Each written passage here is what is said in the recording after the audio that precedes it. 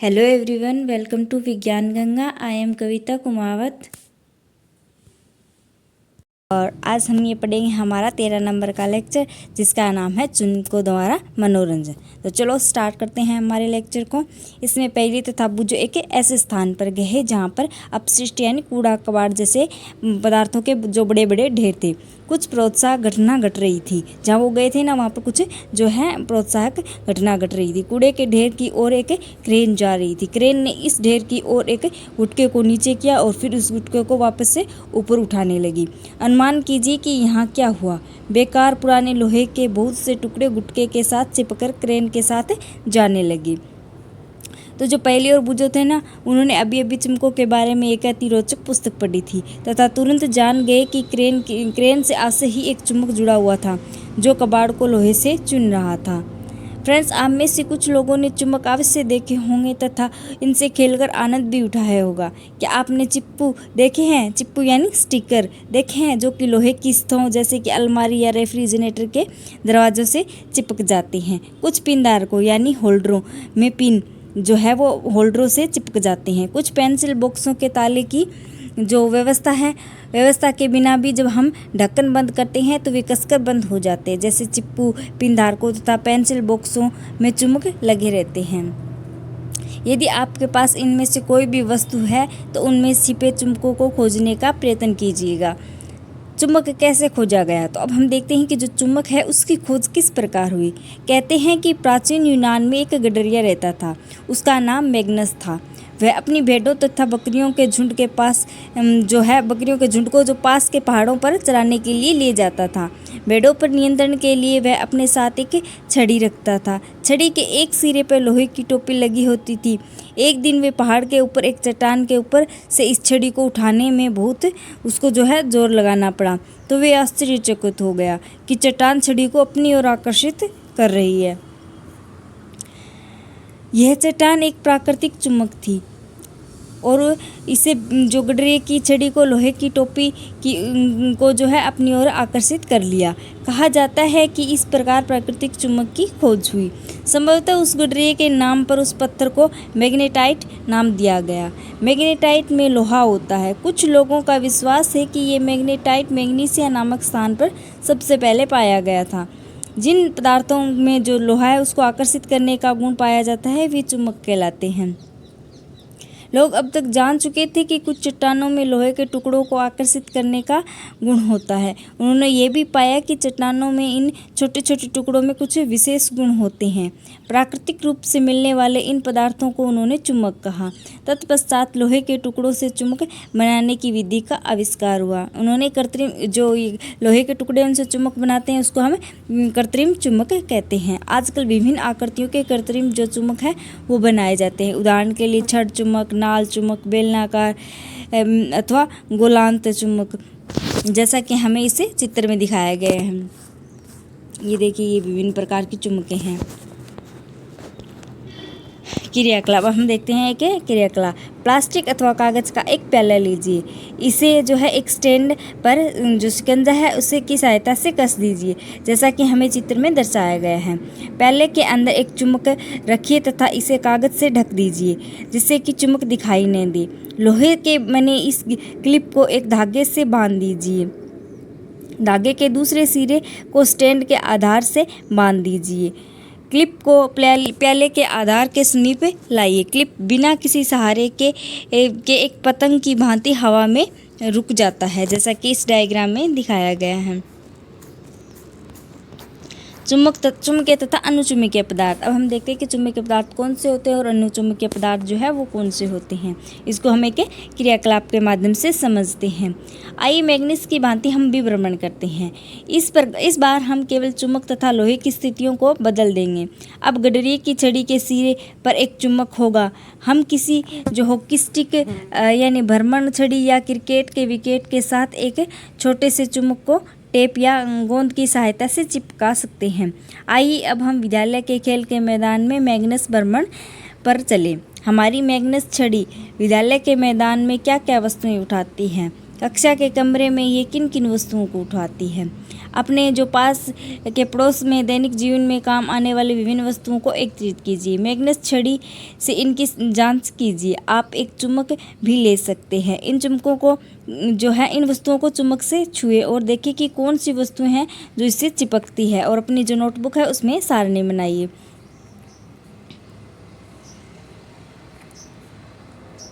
अब उन पदार्थों की सूची बनाएं जिनसे वस्तुएं बनी हुई है तथा कोई ऐसा जो स्वनिष्ठ पदार्थ है जो चुम्बक को अपनी ओर आकर्षित होने वाला सभी वस्तुओं में विद्यमान है।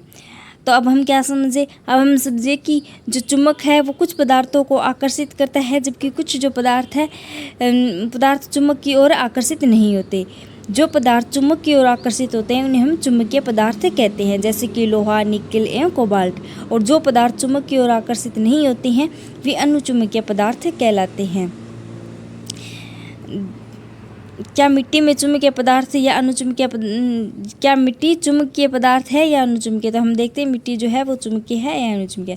इससे पहले हमें ये सारणी देखते हैं कि लोहे की गेंद, वस्तु का नाम है लोहे की गेंद। पदार्थ जिसकी वस्तु बनी है कपड़ा, प्लास्टिक, एल्युमिनियम, लकड़ी, कांच, लोहा तथा अन्य। और यहाँ नेक्स्ट कॉलम में दिया गया है मैग्नेस छड़ी, यानी चुम्बक द्वारा आकर्षित है या नहीं।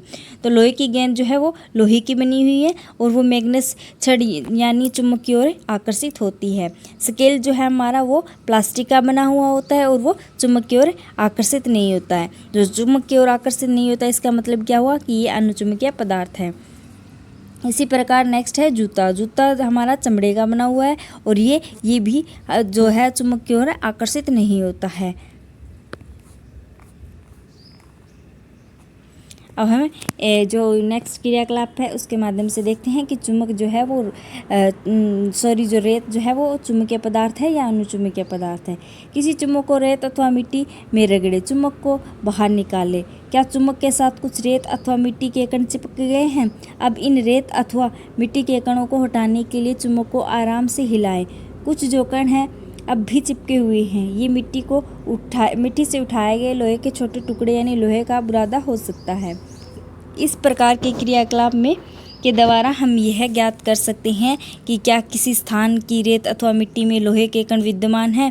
अपने घर के पास, स्कूल में अथवा अवकाश के दिनों में भ्रमण के लिए गए स्थानों पर इस क्रियाकलाप को करने का प्रयास कीजिए। क्या चुम्बक से चिपके लोहे के बुरादे की तस्वीर जो है हमें इसमें दर्शाई गई है। आपने जो ज्ञात किया उसकी एक सारणी बनाएं। जहाँ नीचे एक सारणी दी गई है कि जिस स्थान पर हम गए थे शहर में या गांव में, वहाँ पर क्या आपको चुम्बक से चिपका हुआ जो लोहे का बुरादा है मिला, उसकी मात्रा कितनी थी, वो बहुत अधिक था या बहुत कम था या बिल्कुल नहीं था, ये हमें जो है अपने प्रेक्षण के द्वारा नोट करके लिखना है। नेक्स्ट है चुम्बक के ध्रुव। हमने देखा कि मिट्टी में चुम्बक रगड़ने पर लोहे के कण यदि उपस्थित है तो चुम्बक के चिपकते हैं। क्या आप चुम्बक के चिपकने के ढंग में कुछ विशेषताएं देखते हैं? इसको हम फिर से क्रियाकलाप के माध्यम से समझते हैं कि एक कागज़ की शीट पर लोहे का बुरादा फैलाइए। इस शीट के ऊपर एक छड़ चुम्बक रखिए। आप क्या देखते हैं? क्या लोहे का बुरादा चुम्बक के सभी स्थानों पर एक समान रूप से चिपकता है? क्या आप चुम्बक के किसी भाग में किसी अन्य भाग से अधिक लोहे का बुरादा चिपका हुआ देखते हैं? चुम्बक से चिपके हुए लोहे के बुरादे को हटाइए तथा इस क्रियाकलाप को दोहराइए। क्या आप चुम्बक के विभिन्न भागों से आकर्षित हुए लोहे के जो बुरादे हैं उनके तरीकों में कोई परिवर्तन देखते हैं? आप इस क्रियाकलाप को लोहे के बुरादे के स्थान पर पिन या लोहे की कीलों से तथा विभिन्न आकार के चुम्बकों से भी कर सकते हैं। चुम्बक से लोहे के बुरादे के चिपकने का ढंग आरेख बनाइए। हमने ज्ञात किया कि अधिकतर लोहे का बुरादा जो है छड़ चुम्बक के दोनों सिरों के पास चिपकता है। चुम्बक के ध्रुव इन सिरों के नज़दीक होते हैं। कक्षा में विभिन्न आकृति के चुम्बकों को लाने का प्रयास कीजिएगा। लोहे के बुरादे का उपयोग करके इन चुम्बकों के ध्रुवों की स्थिति की जांच कीजिएगा। दिशा ज्ञात करना। अब हम देखते हैं कि चुम्बक की सहायता से किस प्रकार दिशा ज्ञात की जाती है। प्राचीन समय से ही लोग चुम्बकों के बारे में जानते थे। चुम्बक में बहुत से गुण भी उन्हें ज्ञात थे। आपने चुम्बकों के उपयोग के बारे में अनेक रोचक कहानियाँ अवश्य सुनी होगी। ऐसी ही एक कहानी जो है चीन के एक सम्राट के बारे में है जिसका नाम हुआंग टी था। कहा जाता है कि उसके पास एक ऐसा रथ था जिस पर एक महिला की मूर्ति थी। मूर्ति किसी भी दिशा में घूम सकती थी। इसकी एक फैली हुई भुजा थी जिससे कि यह रास्ता दिखला रही हो। मूर्ति में एक अनोखा गुण था। मूर्ति ऐसी स्थिति में आकर रुकती थी कि इसकी फैली हुई भुजा सदैव दक्षिण की ओर संकेत करती थी। सम्राट जब भी इस रथ को किसी नए स्थान पर जाता तो मूर्ति की फैली हुई भुजा को देखकर दिशा ज्ञात कर लिया करता था। तो अब आइए अपने एक दिशा निर्धारक बनाते हैं। हम खुद एक दिशा निर्धारक बनाते हैं। जैसा कि इसे जो चित्र है उसमें दिखाया गया है कि दिशा दिखलाती हुई मूर्ति वाला रथ, जो हमने अभी कहानी पढ़ी है इसके बारे में। क्रियाकलाप, एक छड़ चुम्बक लीजिए, इसके एक सिरे पर पहचान के लिए एक जो चिन्ह है वो लगाए। अब एक धागे को चुम्बक के मध्य से बांधिए जिससे कि ये इसमें एक लकड़ी के स्टैंड पर लटका सके।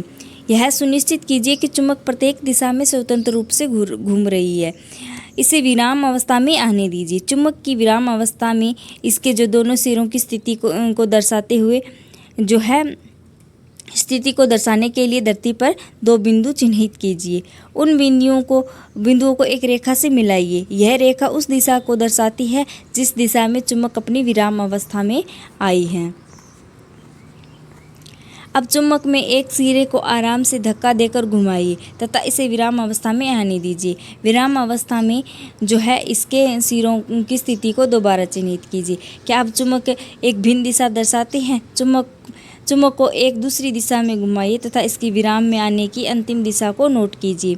क्या आपने देखा कि विराम अवस्था में चुम्बक सदैव एक ही दिशा में रुकती है? तो बिल्कुल जो चुम्बक है वो एक दिशा में रुकती है। क्या आप भी सम्राट के रथ की मूर्ति के रहस्य का अनुमान लगा सके? इस क्रियाकलाप को चुम्बक के स्थान पर लोहे की जो छड़ और प्लास्टिक अथवा लकड़ी के स्केल से दोहराइए। इस क्रियाकलाप के लिए हल्की वस्तुओं का उपयोग मत कीजिए तथा वहाँ तीव्र वायु चल रही हो वहाँ से भी बचिए। क्या अन्य स्थान भी सदैव एक ही दिशा में विराम अवस्था में आते हैं? जो अन्य पदार्थ है वो भी क्या सदैव एक दिशा में विराम अवस्था में? तो बिल्कुल नहीं, वो भी सदैव एक दिशा में नहीं आए। हमने देखा कि स्वतंत्रता पूर्वक जो लटका हुआ चुम्बक है वो सदैव एक निश्चित दिशा में विराम अवस्था में आता है, जो कि है उत्तर दक्षिण होती है। जहाँ आप यह प्रयोग कर रहे हैं वहाँ जो है प्रातः उगते हुए सूर्य की दिशा का उपयोग कर पूर्व दिशा का अनुमान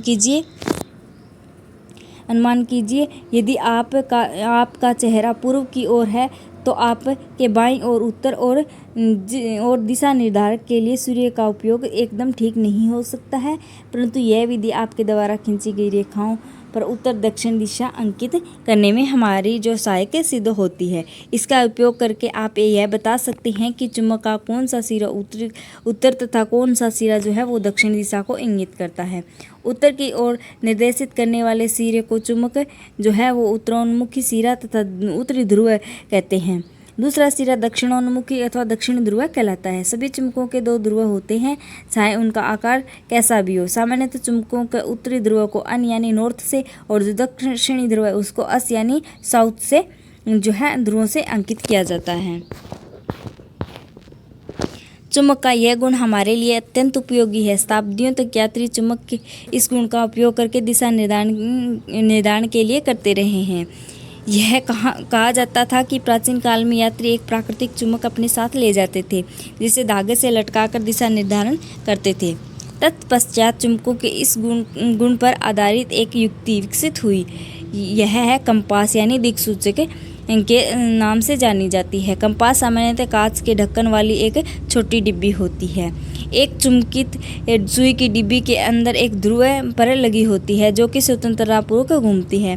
कंपास में यह डायल भी होता है जिस पर दिशाएं अंकित होती है। कंपास को उस स्थान पर रखते हैं जहां हमें दिशा निर्धारण करना होता है। इसकी सुई विराम अवस्था में उत्तरी दक्षिणी दिशा को निर्देशित करती है। कंपास को तब तक घुमाते हैं जब तक कि डायल पर अंकित उत्तर दक्षिणी के जो चिन्ह है सुई के दोनों तरफ न आ जाए। चुम्बक के सुई के उत्तरी ध्रुव की पहचान के लिए सामान्यतः इसे जो भिन्न रंग से पेंट किया जाता है। अपना चुम्बक स्वयं बनाइए। अब हम जो है अपना चुम्बक बनाते हैं। चुम्बक बनाने की अनेक विधियां हैं। आइए हम सरलतम विधि सीखें। लोहे का एक आयताकार टुकड़ा लीजिए, इसे मेज पर रखिए। अब एक छड़ चुम्बक लीजिए तथा इसकी कोई भी एक ध्रुव जो है लोहे की छड़ के एक सिरे पर रखिए। चुम्बक को बिना हटाए इसे लोहे की छड़ के दूसरे सिरे तक ले जाइए। चुम्बक को उठाए तथा इसके ध्रुव को लोहे के टुकड़े के आरंभिक सिरे के पास ले आइए। इसी प्रकार चुम्बक को लोहे की छड़ के अनुदिश बार बार ले जाइए। इस प्रक्रिया में को लगभग 30-40 बार दोहराइए। जांच कीजिए कि क्या लोहे की जो छड़ चुम्बक बन गई है। इसके लिए कोई पिन अथवा लोहे का बुरादा इसके समीप लाइए। यदि आप चुम्बक नहीं बना सके तो इस प्रक्रिया को कुछ देर तक और जारी रखिए। ध्यान रखिए कि चुम्बक का ध्रुव है तथा इसके लोहे की छड़ का पर रगड़ने की दिशा बदलनी नहीं चाहिए। आप लोहे की कील, सुई अथवा ब्लेड आदि को भी इसी प्रकार चुम्बकित कर सकते हैं। अब आप जान गए हैं कि चुम्बक कैसे बनाया जाता है। क्या आप अपने लिए कंपास बनाना चाहेंगे? तो अब देखते हैं किस क्रियाकलाप के माध्यम से हमें क्या करते हैं, कंपास बना के देखते हैं। एक छड़ के उपयोग से लोहे की सुई को चुम्बकित कीजिए। अब इसे किसी छोटी कॉर्क अथवा फोम के टुकड़े में निविष्ट कीजिए, यानी इसके अंदर इसको प्रवेश करवाइएगा। इसे पानी से भरे प्याले अथवा टब में तैराइएगा। ये सुनिश्चित कीजिए कि सुई को न छुए, जो पानी जो है वो सुई को न छुए। अब आपकी कंपास कार्य करने के लिए तैयार हो गई। तैरती हुई कार्क पर लगी हुई सुई दिशा नोट उससे दिशा नोट कीजिएगा। सुई लगी हुई कॉर्क को विभिन्न दिशाओं में घुमाइएगा। जब बिना घुमाए कॉर्क तैरने लगे तो सुई की दिशा पुनः नोट कीजिएगा। क्या कॉर्क का घूमना बंद होने पर सुई सदैव एक ही दिशा को दर्शाता है? तो बिल्कुल, जो हमारी सुई है वो चुम्बकित की गई थी और वो सदैव एक ही दिशा में ठहरेगी। चुम्बकों के बीच में आकर्षण तथा प्रतिकर्षण। अब हम देखते हैं चुम्बकों के बीच में आकर्षण तथा प्रतिकर्षण किस प्रकार होता है। तो फ्रेंड्स, आइए हम चुम्बकों के एक अन्य रोचक खेल खेलते हैं। चुम्बकों से 2 छोटे खिलौने वाली कार लीजिएगा तथा उन पर A एवं B अंकित कीजिएगा। प्रत्येक कार के ऊपर लंबाई के अनुदिश रबर बैंड से एक चुम्बक लगाइएगा। कार ए में चुम्बक का उत्तरी ध्रुव अग्रभाग की ओर रखिए तथा B में इसके विपरीत दिशा में रखिए, जैसा कि हमें चित्र में दिखाया गया है। ये उसके एक जो उत्तरी ध्रुव अग्रभाग में रखा गया है और दूसरे के इसकी विपरीत दिशा में रखा गया है। अब दोनों कारों को एक दूसरे के समीप रखिए। तो आप क्या देखते हैं, क्या कारें अपने स्थान पर रहती है? क्या कारें एक दूसरे से दूर जाती है या फिर कारें एक दूसरे से चलकर टकराती है? तो इसके विपरीत ध्रुव जो पहला डायग्राम है हमारा, इसके अंदर जो विपरीत ध्रुव रखे गए हैं और तो ये जो विपरीत ध्रुव है एक दूसरे को आकर्षित करते हैं। तो हमारी जो कारें हैं वो एक दूसरे से टकराएगी, यानी एक दूसरे की तरफ चल कर आएगी। अब खिलौने कारों को दूसरे के समीप लाइए। अब जो हमें दिया गया है, क्या दिया गया है, अब खिलौने कारों को एक दूसरे के समीप इस प्रकार रखिए कि कार का ए का जो पश्च भाग है वो कार के जो अग्रभाग के सम्मुख रहे। तो अब क्या होगा, हमारा जो समान ध्रुव है वो एक तरफ आ जाएंगे। क्या पहले की तरह कारें चलती है? तो बिल्कुल नहीं, ये पहले की तरह नहीं चलेगी। जिस दिशा में अब कारें चलती हैं उसे नोट कीजिएगा। अब कार वो एक दूसरे को धक्का देगी, यानी पीछे की ओर जाएगी, एक दूसरे को आकर्षित नहीं करेगी। अब कार ए को कार बी के पीछे रखिए तथा प्रत्येक स्थिति में इसे चलने की दिशा नोट कीजिए। अब कार बी का पश्च भाग कार ए के पश्च भाग की ओर रखिए। इस क्रियाकलाप को दोहराइए और प्रत्येक स्थिति का प्रेक्षण कीजिए। इस क्रियाकलाप में हमने क्या देखा, क्या 2 समान ध्रुव परस्पर आकर्षित या प्रतिकर्षित होते हैं? तो जो चुम्बक के 2 समान ध्रुव हैं वो सदैव प्रतिकर्षित होते हैं। असमान ध्रुव क्या करते हैं? तो असमान ध्रुव वो परस्पर क्या होते हैं, आकर्षित होते हैं। चुम्बकों का यह गुण एक चुम्बक को लटकाकर तथा दूसरे चुम्बक के उत्तरी तथा दक्षिण ध्रुव को एक एक करके समीप लाकर भी आप देख सकते हैं।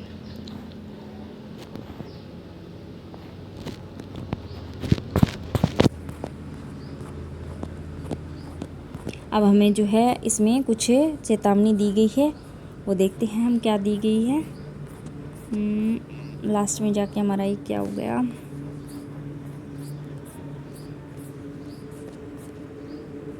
हाँ, यहाँ दी गई है हमें कुछ चेतावनियाँ। यदि चुम्बक को गर्म किया जाए, हथौड़े से पीटा जाए तथा ऊंचाई से गिराया जाए तो वह अपने गुण खो देती है। अगर हम चुम्बक को जो है ना वो हथौड़े से पीटेंगे या ऊपर से गिराएंगे, अगर चुम्बक को गर्म करेंगे तो अपने जो चुम्बक के गुण हैं वो उनको खो देती है। यदि चुम्बकों का उचित रखरखाव न हो तब भी ये समय के साथ क्षीण हो जाती हैं। छड़ चुम्बकों को सुरक्षित रखने के लिए उनको जो है जोड़ों में यानी असमान ध्रुवों को पास रखा जाना चाहिए। इन चुम्बकों को लकड़ी के जो टुकड़े हैं उनसे पृथक करके इनके सिरों पर नरम लोहे के जो हैं 2 टुकड़े लगाने चाहिए। नाल चुम्बक का भंडारण करने के लिए इनके ध्रुवों को संपर्क में लोहे का एक टुकड़ा रखना चाहिए। अब चुम्बक को cassette, mobile, television, music system, CD तथा कंप्यूटर से दूर रखें। तो ये था हमारा आज का लेक्चर। अब देखते हैं इसका सारांश। मैग्नेटाइट एक प्राकृतिक चुम्बक है। चुम्बक लोहा, निकेल, कोबाल्ट जैसे कुछ पदार्थों को आकर्षित करता है। ऐसे पदार्थों को हम चुम्बकीय पदार्थ कहते हैं। जो पदार्थ चुम्बक से आकर्षित नहीं होते हैं वे अनुचुम्बकीय पदार्थ कहलाते हैं। प्रत्येक चुम्बक के 2 ध्रुव होते हैं, एक उत्तरी ध्रुव तथा दूसरा दक्षिण ध्रुव। स्वतंत्रतापूर्वक लटकाने पर चुम्बक सदैव उत्तर दक्षिण दिशा में आकर ठहरता है। 2 चुम्बकों के जो असमान ध्रुव है वो एक दूसरे को आकर्षित करते हैं, जबकि समान जो ध्रुव है वो एक दूसरे को प्रतिकर्षित करते हैं। तो फ्रेंड्स, ये था हमारा लेक्चर। आशा है आप सभी को अच्छे से समझ में आ गया होगा और अपनी जो राय है आप कमेंट सेक्शन में ज़रूर दें प्लीज़। Thank you.